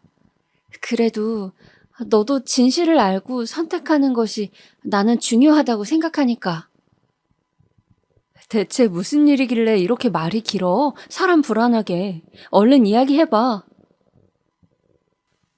너 저번에 내가 너한테 남편이 여자가 있는 것 같다고 말한 거 기억나지? 그게 사실이었어. 네가 그때 나한테 증거를 잡으라고 말했잖아? 그래서 내가 뒤도 밟아보고 몰래 핸드폰도 열어보면서 그렇게 증거를 더 수집했는데 글쎄, 네 남편하고 내 남편이 둘이 아직도 총각 행세를 하고 다니면서 같이 여자들을 만나고 있더라고. 저는 순간 너무 충격을 받아서 머리가 아픈 것을 느꼈습니다. 뭔가 식은땀이 나는 것 같기도 했어요. 제 귀로 들었지만 지금 들은 이야기를 믿을 수가 없었습니다. 제 친구가 도대체 무슨 말을 하는 것일까요? 놀랐지. 이런 이야기를 하게 돼서 미안해. 그렇지만 이제 막 결혼식을 했는데 나는 넌 아직 늦지 않았다고 본다. 지금이 탈출할 마지막 기회야. 저 새끼들 진짜 악질들이야. 여자를 수시로 바꾸고 남자들끼리만 보는 적이 없고 둘이 어울려서 유흥업소도 다니고 노래방 도우미까지 부르고 난리도 아니더라고. 저는 갑자기 배가 땡겨오는 것 같았습니다. 아직 조심해야 할 시기라고 했는데 기분 탓인지 배가 쿡쿡 쑤시는 것 같았어요. 그리고 너네 어머니 오늘 들이닥치신 거 그거 남편이 아마도 그렇게 해도 된다고 한 걸 거야.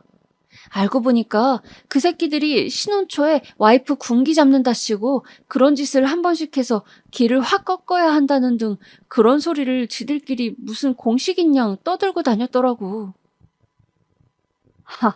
어이가 없었습니다. 저는 정말 제 남편이 그랬다는 게 믿기지가 않아 몇 번이고 네가 잘못 안 것은 아니냐고 물어봤습니다. 그러나 연희는 단호하게 말하더군요. 모든 사실을 나도 부정하고 싶었지만 걔들은 그런 저질 쓰레기들이 맞아. 그리고 그런 데 가서 여자랑 노는 거에 맛 끌린 애들은 결국 그거 못 고쳐. 사람 고쳐 쓰는 거 아니라는 말 너도 알지? 이 집 사실 내가 애기 키우면서 동네 카페도 나가고 소일거리 하며 재택 알바도 하면서 모은 돈으로 겨우 월세 얻은 내 오피스텔이야. 얼른 이혼하고 여기 나와서 아이랑 함께 평화롭게 지내고 싶어. 일단 나도 아직은 아무것도 모르는 척하고 있는 상태니까 이 집에 대해선 비밀로 하고 너도 당장 친정 가기도 못할 테고 생각 정리가 필요할 테니 며칠 지내면서 잘 한번 생각해봐. 앞으로 어떻게 할 건지, 어? 연희는 나에게 자신처럼 살지를 않길 바란다며 아닌 것은 초장에 싹을 잘라내는 게 맞는 것 같다고 재차 당부를 하곤 사라졌습니다. 저는 남편이 그런 사람이었다는 것에 놀라고 또 믿기지 않아 처음에는 연희의 말을 부정했습니다. 그런데 시간이 지날수록 아무리 부정하려 해봐도 이게 진실이라는 생각이 들더군요.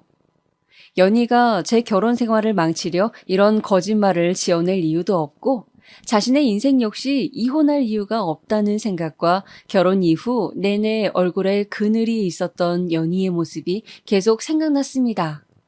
나도 곧 연희처럼 그렇게 어두운 얼굴로 살게 될 것이 분명해 보였습니다.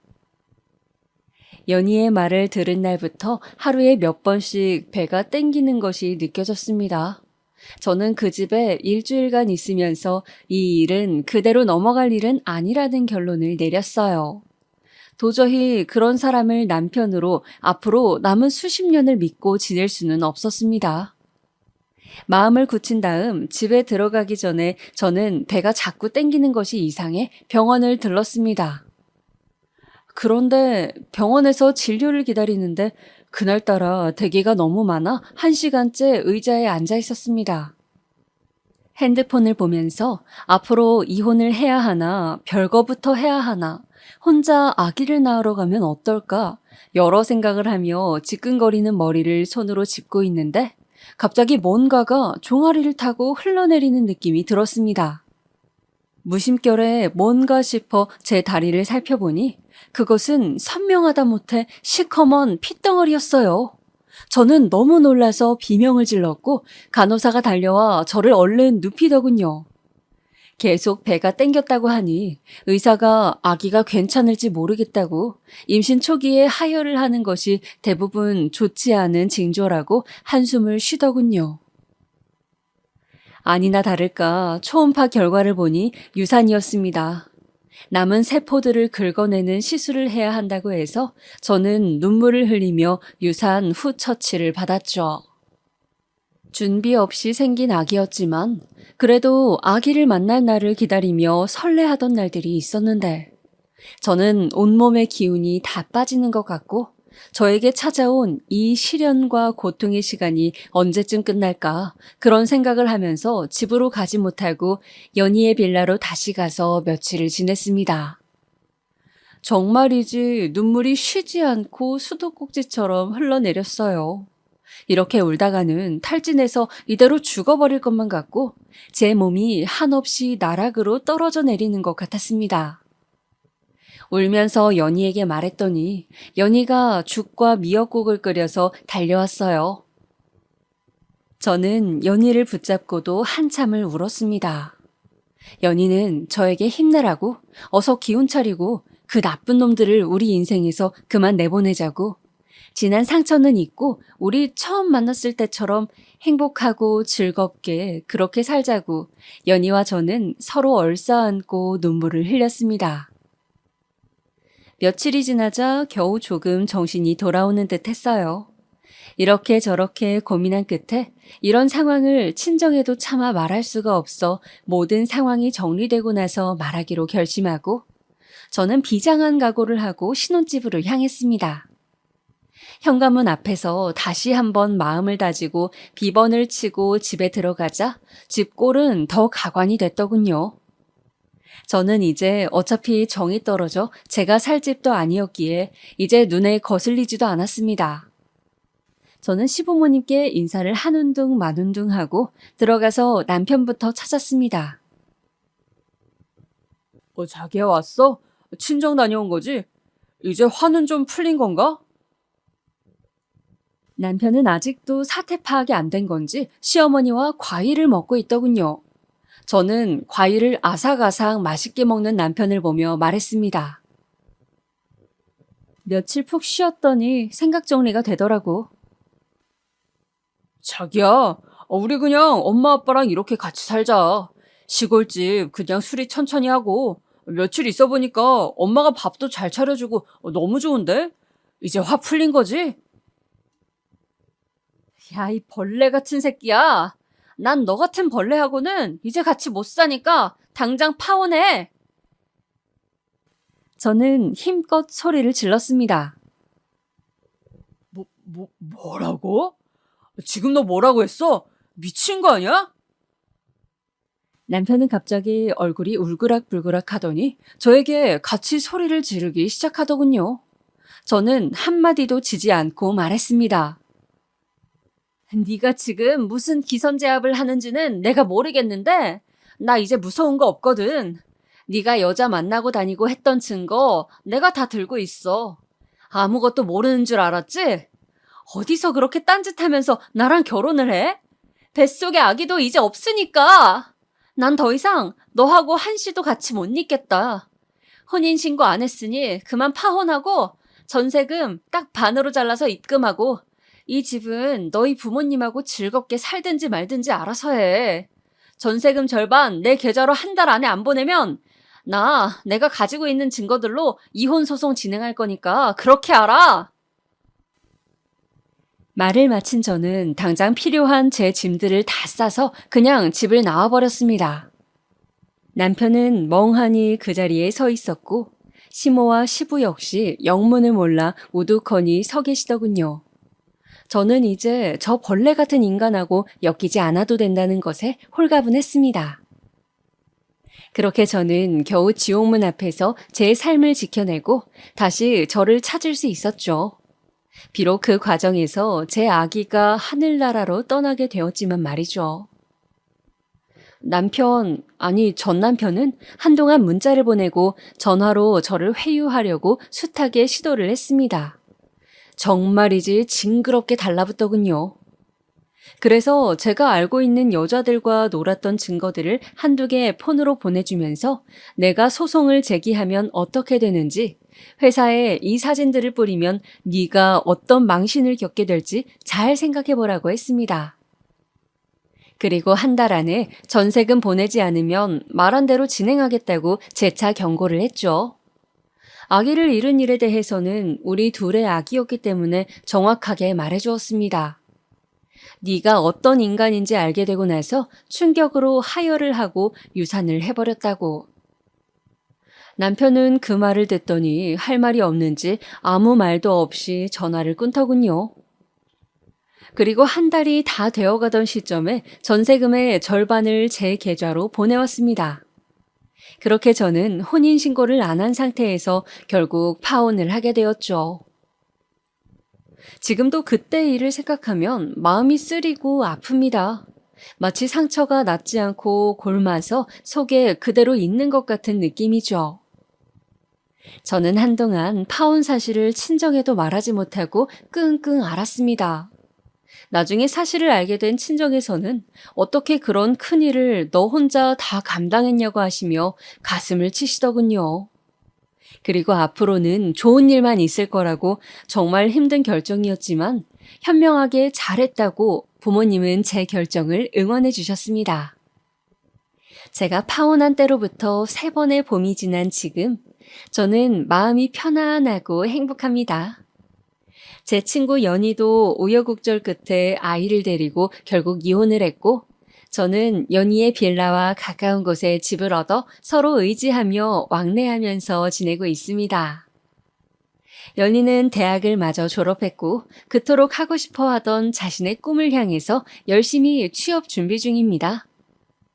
저는 연희를 보면서 어떤 상황에서도 굴하지 않고 진실을 받아들이고 자신을 지키려는 그녀의 용기가 제 삶까지 구해낸 것은 아닐까 그런 생각이 들었습니다. 아무리 외면하려고 해도 결국 진실은 어떻게든 밝혀지는 것이고 모른 척 덮어봤자 결국 더 큰 상처가 되어 돌아온다는 것을 뼈저리게 느꼈던 시간들이었습니다. 코로나로 극성인 요즘 제 이야기를 듣다가 더 울적해지신 것은 아닐지요? 저는 지금 오늘 여러분에게 진실을 받아들이고 이겨내려는 용기에 대해 말씀드리고 싶었습니다. 삶은 행복할 때보다 오히려 괴롭고 고통스러울 때가 많죠. 하지만 그런 시간들을 버티고 이겨내는 것은 우리 자신의 의지입니다. 여러분, 지금 삶이 힘들더라도 정신 바짝 차리시고 상황을 해결할 수 있는 지혜를 모색해 보시길 바랍니다. 저도 하루하루 더 열심히 살아가려고 합니다. 오늘 제 이야기 들어주셔서 감사합니다.